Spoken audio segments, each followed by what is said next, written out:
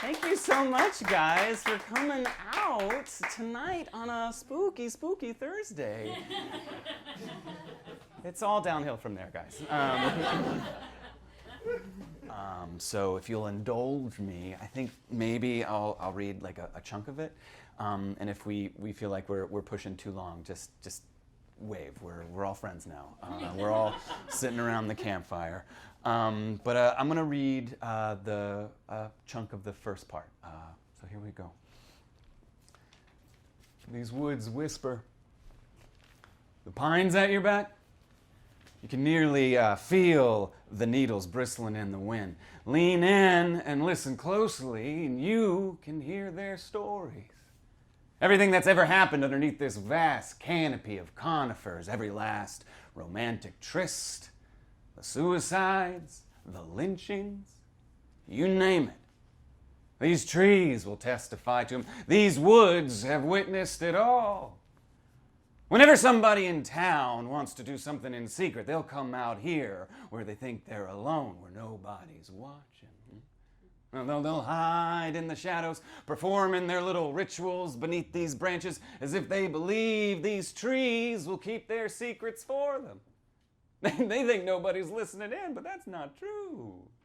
That's not true at all. The trees are listening, always listening. The woods know what the people of Pilot's Creek have done, what we've all done.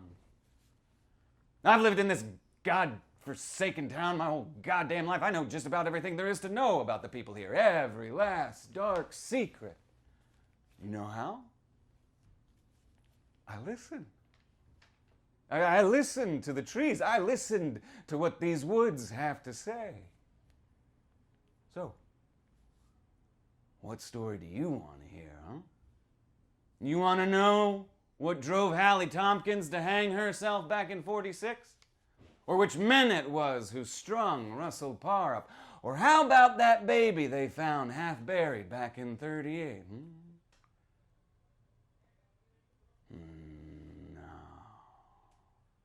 You don't want to hear any of those stories, do you? You want to hear about Jessica, don't you? Of course you do. Tonight of all nights. Come on in. No, you made it. Tonight of all nights. Here it is, almost midnight, and I haven't even begun to tell the tale of the little witch girl of Pilot's Creek. Poor Jessica.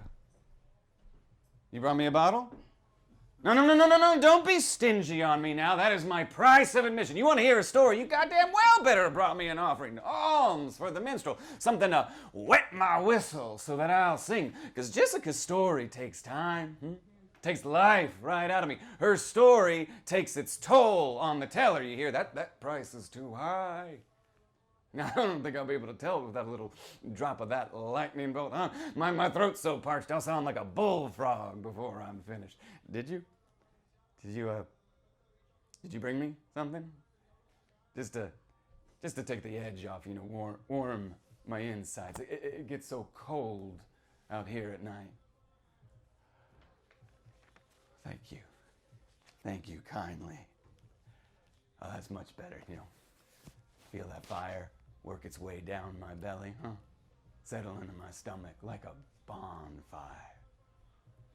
Now, where was I? Let's start with Jessica's mother, Ella Louise Ford was born back in 1912, right here in Pilot's Creek. She'd come from good stock. Her family owned their fair share of acreage growing tobacco or something. But something was always off about that girl. Her mother sensed it from the get-go.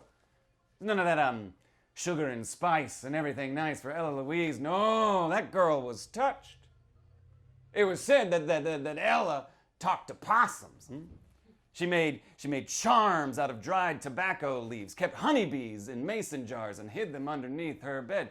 She couldn't be bothered with the frilly dresses or any of those dolls like all the other girls her age. At least not the porcelain kind, with the pigtails and the rose-painted cheeks. No, Ella Louise made her own dolls. I mean, if you could even call them dolls. Look more like effigies, like totems, twined together with twigs and wheat, moss, and leaves, little insects buried in their chests, little beetle hearts, huh?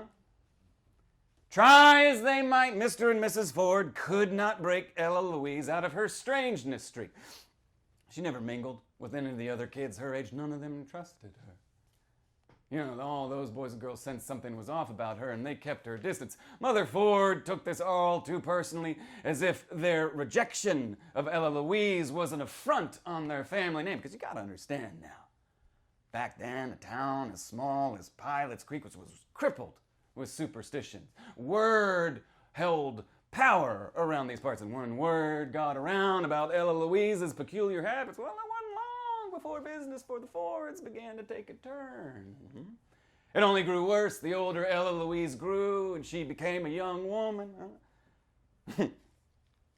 Nobody wanted to be associated with the Fords, be seen fraternizing with her family or paying them a visit to their door. Anyone who did suffered just as much of a cold shoulder as they did, because you got to understand, all anyone had around these parts was their reputation. Simply to be seen in the midst of the Fords was enough to bankrupt businesses, ruin entire legacies. You couldn't wash the stink of that family off once it clung to your skin. No, that family was cursed. Mother Ford took to punishing her only daughter. Bend Ella Louise over her knee and try spanking the darkness out of her. Take a switch to the insides of her thighs until the insides of her legs, but anything that might exercise this witchery brewing within her. There it was. That word. At long last. Witch. Got whispered amongst all the other mothers here. Their children. All through town. In church, even. It wasn't long before that gossip grew into a downright din until everybody was talking about it, until it was unavoidable now. Ella Louise Ford was a witch. Her debutante ball was a downright disaster. Mother Ford had moved heaven and earth to make it a night to remember, and in a way it was. I mean, it truly was. Just maybe not the way she had intended it to be. Because see, you know, Ella Louise was always a sight to behold. Something you might see hanging up in a museum. Looked like she stepped right out of an oil painting, right? You know, her skin was pale, always pale. Slightest hint of pink illuminating each cheek. She always had this devilish grin playing across her face, but you'd never say that she was smiling. No. Her lips just curled heavenward, all on their own. Her eyes were this deep green as the deep sea, to the depths of which no man has ever ventured or ever will. Oh, what mysteries lie beneath those murky eyes, though. Only the devil knows. Coming out to polite society was always a way of Pilot Creek's upper crust. Mother Ford had done it, and her mother had done it, and on and on and on. So you goddamn well better believe that Ella Louise was going to have her turn no matter how much she protested. Mother Ford simply would not hear it. She refused to let the ritual go. For a girl to become a young woman, she needed to be presented, to be unveiled. I mean, that was just their God-given rite of passage. Ella Louise was meant to wear this beautiful ballroom gown stitched just for her. Pink silk. Oh, you'd see the high hopes in Mother Ford's face when she handed that dress over. Even then, she was holding on to this fantasy that Ella Louise would be welcomed into polite society. But at the moment of her coming out, when every debutante is presented to Pilot Creek's upper echelon, Ella Louise stepped out onto the dance floor covered in mud from head to toe. Her gown was torn to tatters, all that pink, just ripped to shreds. Dried leaves tangled in her hair. You could see her body shifting beneath that ripped fabric, her pale flesh just exposed about everybody, practically the whole town. Nobody moved. Nobody even breathed. Ella Louise stood before them all, that devilish grin playing across her face, as if nothing were off about this at all. She asked her father for her first dance as a young woman, just as her mother had told her to do. Mrs. Ford nearly fainted right there on the dance floor. Ella Louise was cut off from her family from that night on. She was excommunicated, disinherited. Her mother, never uttered her daughter's name ever again. Her own flesh and blood. It was as if she never even existed. Huh? She never set foot in her home ever again. So, she moved out into the woods. She called this forest her home now. Huh? Now, it ain't exactly clear if she built it herself or if someone had a hand in helping her, but a cabin manifested itself seemingly out of the blue. These woods are primarily comprised of eastern white pines. They reach up to 100 feet easily. Originally, they were used for building ships' masts back in the day. Sliced and sent off to the naval yards in Norfolk. So much lush coverage. It's perfect for building this one-story cottage with a fireplace cobbled together out of stone and mortar. You could see the glow of a fire through its window if you happen to be out there at night, but nothing or no one called these woods home. Not another living soul. Just Ella Louise and Jessica. Now, if I was better at my arithmetic, I might surmise it was the night of Ella Louise's coming out that also served as the moment of her daughter's conception. For whatever happened to Ella Louise to bring her back in such a muddied state, 9 months later. But I'm no mathematician, and I sure as hell ain't no baby doctor. Nobody knows who Jessica's father was, or more to the point, nobody owned up to it. Would you? Back then? You might as well have said you'd laid down with the leopard. No! Ella Louise was our town's burden to bear. Pilot Creek's own pariah. Weeks, months would go by, and nobody would see her rummaging about town, or hear her voice, begging for pocket change, or even think about her out here, living all alone. But then, the sound of a baby crying lifted up from these trees. Jessica's wailing filled this forest. It echoed all the way into the town, into the ears and dreams of just about every last townsperson. Ella Louise had herself a daughter now. Other theories of paternity abounded, such as Jessica had no father. She was immaculately conceived by the devil himself. Her mother had made a pact with the Lord of Flies, and he begot her an only daughter. Her very existence was a morbid reminder of her mother's unholy union with Beelzebub. See, we'd all see Ella Louise and Jessica come into town for their groceries, just like everyone else. You can't live off of root vegetables alone now, can you? But the moment we all laid eyes on that little girl in her mama's arms, all we saw was the princess of darkness. We'd only see Jessica when she'd come into town, watch her grow in these fits and spurts. Months would go by, and there she'd be, braving down the lane next to her mama, always holding Ella Louise's hand, always keeping her head down low. She never went to school with the rest of us, never learned about life like the rest of us. Whatever lessons she got came from her mother out there in the cabin. I can only imagine what her lesson plan was out there in the woods, The devil's arithmetic. It wasn't until she was 9 that she started coming into town on her own, always with a list of goods to fetch for her mama. Without Ella Louise by her side anymore, well, a few of us boys felt a bit more emboldened by our inherited distaste for Jessica. So kids took to throwing stones at her, calling her all kinds of names. I myself am not too proud to admit that I fetched a pebble or two in my boyhood, throwing them at Jessica's back. Once, I struck her on the shoulder. My aim was true.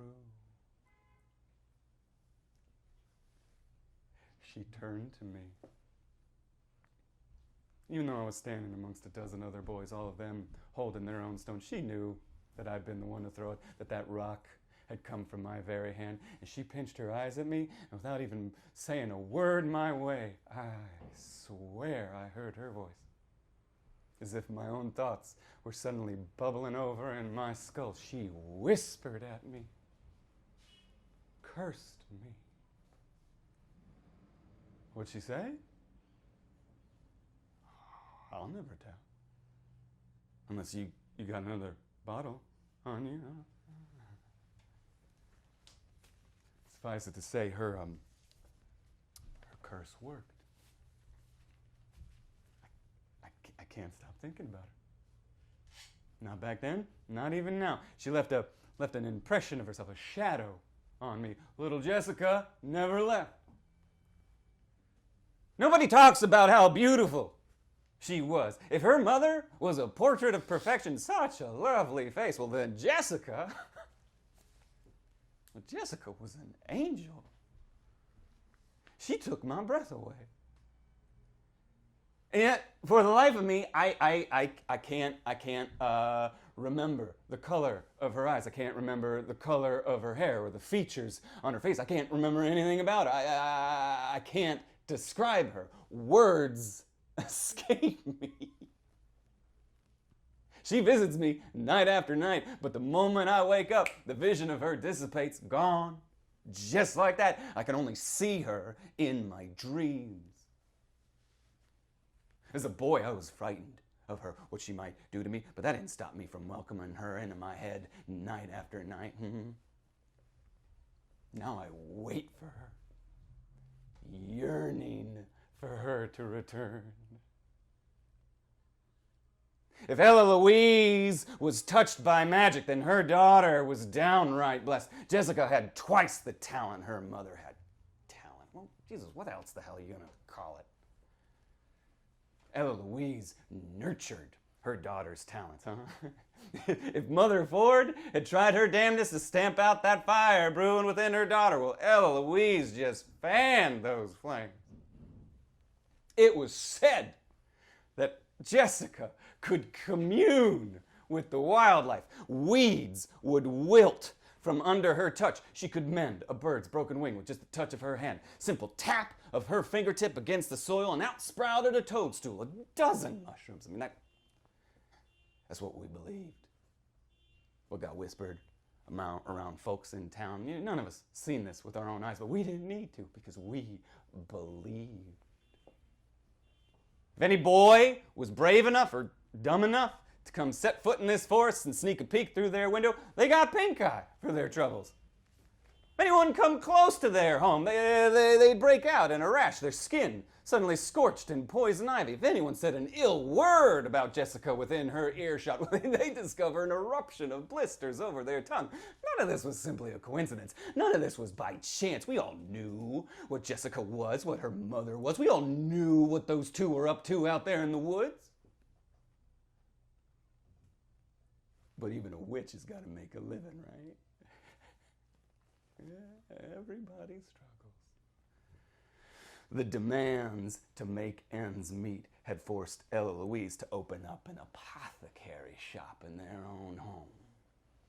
For those folks who wish to forego the traditional medicinal route, well, Ella Louise offered up a little something more herbal. Of the earth, shall we say? This is all a bit hypocritical, I know. But sometimes modern medicine doesn't provide us with the solution that we so richly believe we deserve, right? Do you want that fella to fall in love with you? Ella Louise has got a little something for that. You want to get back at your boss for firing you? Ella Louise got a little something for that too. Is there any sickness in your soul? Any unrest in your head? Are you feeling unhappy at your very core? Ella Louise had all kinds of miracle cures, medicines that had no names, maybe roots and vegetables and fungi of all kinds, flora and fauna, all sealed within their own mason jar. The walls of their cottage were just lined in glass. Hundreds, if not thousands of mason jars, each sealed with its own medicinal specimen. Herbs, insects, liquids of various viscosities. Her medicines could do what the doctors in town couldn't. You just had to be brave enough to come set foot in this forest and knock on her door. You had to ask. Please, Eloise, help me. Save me, please. None of us would admit to paying Eloise a visit. Nobody would profess to taking one of her cure-alls. You might as well confess to consorting with the devil, but we did. We all did. Men, women, mothers, fathers, boys and girls alike. I mean, how couldn't we? Ella Louise never judged, never turned her back on us. She left her door open to any soul in need who's willing to come knocking, such as Shauna. Shauna Reynolds had been suffering from severe cramps all through her pregnancy. Her due date was just around the bend, but the pain had become unbearable. Her family physician failed her. Whatever he prescribed did nothing. They even crossed 2 county lines to visit one of them prenatal specialists in the biggest hospital they could find. And even they couldn't get to the bottom of what was wrong with her. Shauna and her husband had been trying for years to get pregnant. Years. They'd been praying, and still nothing ever took root. Just when they were about to give up, just when there wasn't any hope left for ever having a child to call their own, well, it happened. A miracle. But that pregnancy took its toll on Shauna. Anybody could see just by looking at her. That child was leeching the life right out of her. Rather than plumping up like most mothers do, she only got thinner, skeletal, huh? She always needed to take a break after a couple steps, sit herself down, try catching her breath, but she never caught it. Always exhausted and yet unable to fall asleep for more than a few minutes. The more her tummy bulged out, the more the rest of her just wizened away. You could see her ribs raising up from her skin with every breath. Her cheekbones nearly cut through her face. Her eyes sank to the depths of her sockets, all hollowed out. And yet those cramps just kept getting worse, crippling her, killing her. If you'd run out of hope, if modern medicine had failed you, well, I'd imagine you'd pay Eloise a visit too. Shauna walked into these woods alone, on her own, and knocked on Eloise's door and asked, "Please, Eloise, help me. Save me, please." So Eloise took a mortar and pestle, ground down a few dried leaves and root. She scooped a spoonful of the powder and mixed it in with water, told Shauna to drink it all. Whatever it was, it worked. The cramps stopped. The pain washed away. A miracle. Shauna was on her feet again. The color returned to her cheeks. Her smile, her happiness returned, and nobody was the wiser. No one, not even her husband, knew how. Nobody cared. All that mattered was that Shauna had finally turned a corner. A miracle. Well, it wasn't until one night that Shauna woke up and discovered the bedspread all spotted. There was blood all over the bed sheets, all over her thighs. Shauna's husband, Wayne Reynolds, he rushed her straight to the doctor's house in the middle of the night, carried her the whole way there until they were both covered in blood. The baby didn't make it. The doctor believed the miscarriage had been induced by some sort of a chemical agent. He didn't want to alarm Wayne, but they found traces of toxins nobody in their right mind would ever ingest, especially while they were pregnant. Had Shauna been exposed to any kind of rare plant lately, such as Jerusalem's cherry? water, hemlock, rosary, pea. Has she eaten anything from the woods lately? Well, Shauna eventually broke down and confessed that she'd been taking a spoonful of Ella Louise's special remedy for weeks now. Maybe a bit more than the prescribed spoonful. But Wayne was beside himself with grief. You know, son or daughter, he'd been prepared to love that child no matter what, and they ended up burying themselves a boy. It doesn't take long before grief curdles over into rage, now does it? See, Wayne had always been a proud man, a pillar of society, a man of God. Every last Sunday, he would be the first in line to receive the sacrament. So imagine how crestfallen, how crushed he was when he realized that his own wife had been sneaking off behind his back to receive a remedy that balked at God's own divine providence, that consigned their unbaptized lamb, as he so fervently believed, to eternal hellfire. What would you have done if you'd been in Wayne's shoes? What would any of us have done? He wanted retribution. He wanted Ella Louise to pay for what she'd done to his wife, his child, his family that would never be. What would you have done, huh? What would any of us done? Could we blame him? No, certainly not the people from Pilate's Creek. No, we understood. We all saw his pain, his grief, his rage, and we knew what had to be done because this had been a long time coming now. Imagine that bonfire waiting for the match, yearning to burn. Now it was lit. It didn't take much convincing on Wayne's part to get his friends all fired up. We're talking 5 men, all total, all law-abiding citizens, all members of the church. Tom Watkins, my own mailman. Jeremy Hawthorne, owner of Hawthorne Hardware. Harold Smith, my dentist. And Bill Pendleton, local accountant. And Wayne Reynolds. On this night, 20 years ago to the day, those 5 men went beyond the law. On this night, Wayne Reynolds demanded justice that no judge or jury would ever award his family. Tonight, they were going to burn themselves a witch. Thank you.